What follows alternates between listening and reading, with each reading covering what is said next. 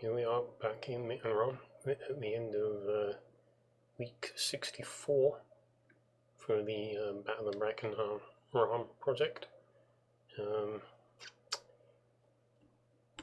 The forward part of the build is in place in simplest terms. All the various tentacles are there, prepared for, I suppose, what will be really the first wave of serious detailing. We'll take a look at what I've done in a moment, but yeah, you can see they've all been left open, ready for what I've been planning, or hoping to do anyway.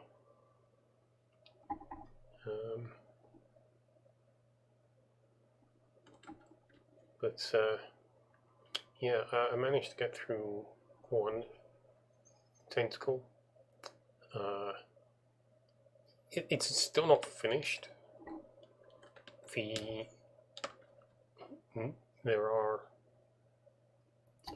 There's the main body of the tentacle needs some things done.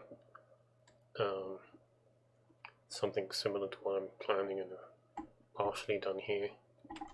Just this placement of blocks around to give it a rougher texture, rougher look. These tentacles, I'm still debating whether or not they need to come further back. The first 2 or 3, they were built like all the way back to the end, which doesn't, I mean, it looks fine, and I don't really feel like there's a huge problem, but I don't know, part of me just suddenly felt like maybe they would be better if they kind of disappeared halfway down, which, again, it seems fine. I can't think of a reason to just automatically ignore it, but we'll go with one over the other. So, if I remember correctly, none of them have had any more done until I have some idea. At the very least, I could probably build about halfway down, because eventually I got to the point where I felt like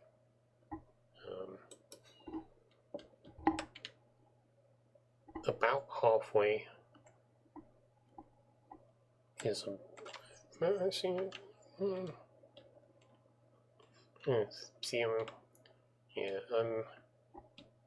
sure.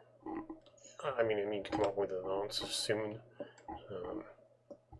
I can complete the heads and the internal parts, but at some point I'm going to have to deal with the outside, so, can't ignore it forever.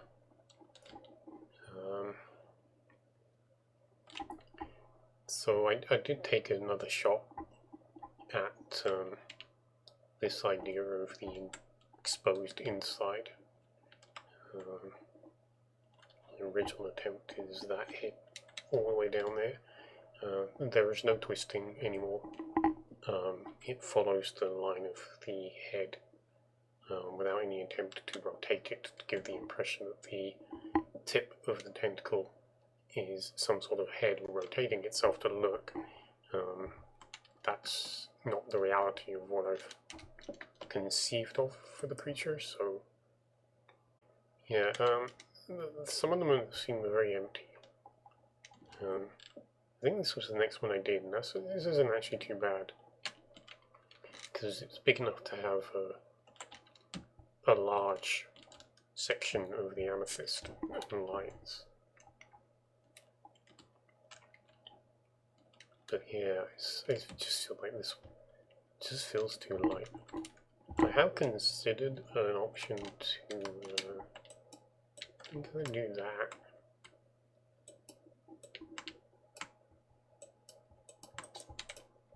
So with that done, I can remove this, which means I could put an actual block here.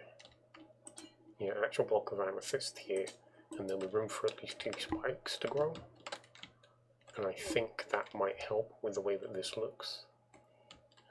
But one of the heads, I think this one, because what I was planning, many of the heads started to not be finished. This one was finished like intentionally, like to try and incorporate this, so it's been followed in the right way. But some of the other heads, it was just bits left open, and I decided to try and fill one with all of this, which hasn't gone too bad. But the way that it's done, I've been looking at it and thinking, well, that might actually work. It's just doing the inside. So on the tentacle below, I'm actually going to take a slightly varied stab and really seal off more, you know, like I'm doing here. I put that in. I think I could.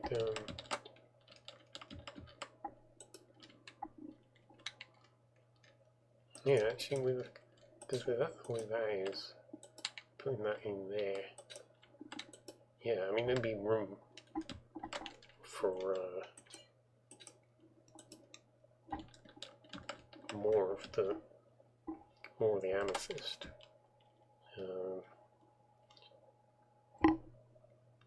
Perhaps slightly more like this is essentially a much bigger run of it, covered by only a smaller amount of glass.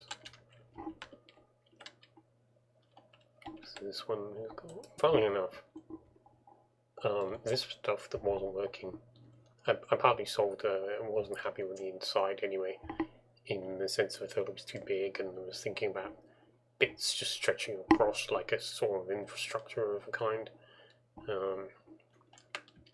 And eventually I just decided the smaller cylinder would probably be helpful.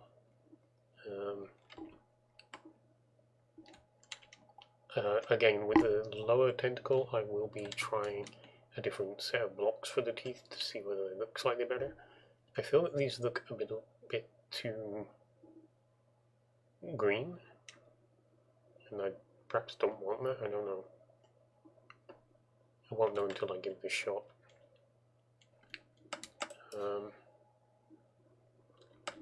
But yeah, the wall that had been marking a previous idea for this, I decided just to keep it as it was. I put a ring of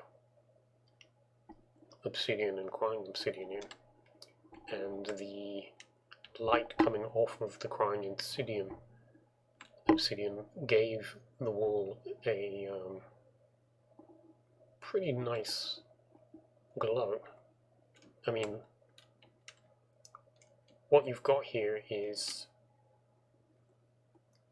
magenta wool, just been put in little bits, wool, and then the last layer is actually purple concrete, and yet it's glowing, almost a low glow. So yeah, I just was like, okay, fine, I'm not going to fight that, we're just going to go with that. Now, this is now the third attempt at the back of these. I kept the teeth for now, considering putting in another row of what I call teeth, but really aren't.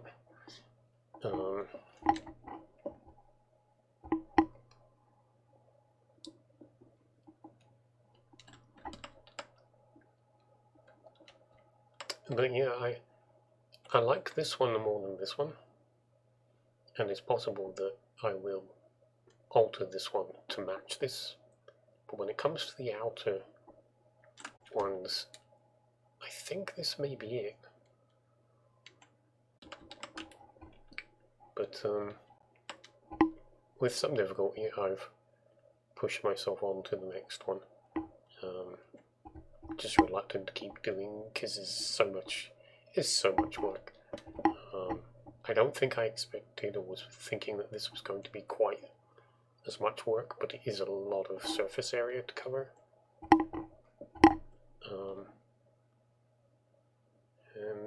Yeah, so you can see I've got some potions cooking. I've got the beginnings of this. It will end up roughly about here. I need to double check this to make sure it's in the right place. It starts in the right place. I'm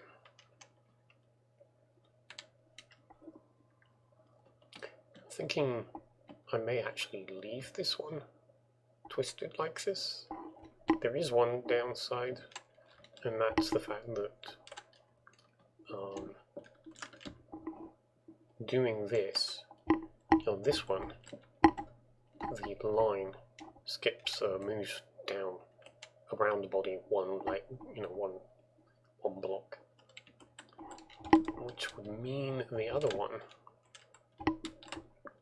has moved up one.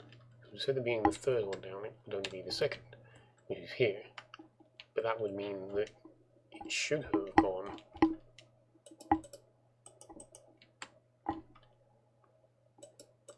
to here, and then here, which obviously leaves a gap. And that's because, aside from shifting over one,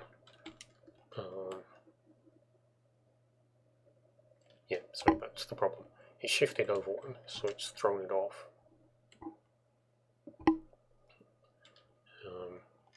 As well as rotating one. So, yeah, makes it very awkward to do the other side. You can see there's already multiple misalignments trying to bring it around this bend. Probably an indication that the bend itself is not the way that it ought to be for the space and the tightness of the turn. All of the other heads, because they don't have the extra twist, you can see that they flow properly because the position of the obsidian line never changes relative to the actual head. Although this one appears to have done exactly that. No idea what that's about.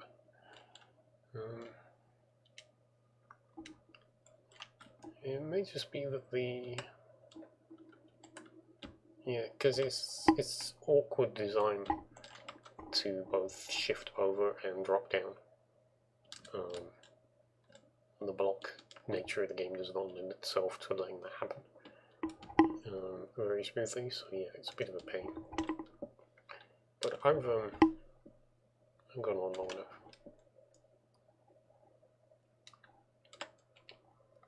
I have occasionally done a few more of these over the last 2 weeks. I haven't done any more to the back, and I really ought to.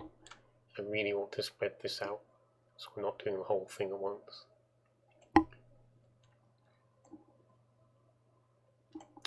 But, yeah, it's going well. It's just a lot of work.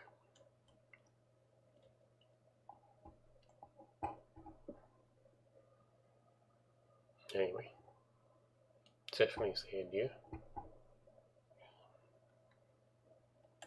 And get on with some stuff.